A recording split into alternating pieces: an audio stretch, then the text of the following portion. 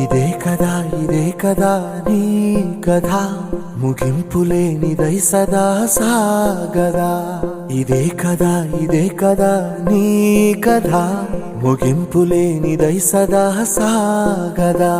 నీ కంటి రెప్పలంచున మనస్సు నిండి పొంగిన ఓ నీటి బిందువే కదా నువ్వెతుకుతున్న సంపద.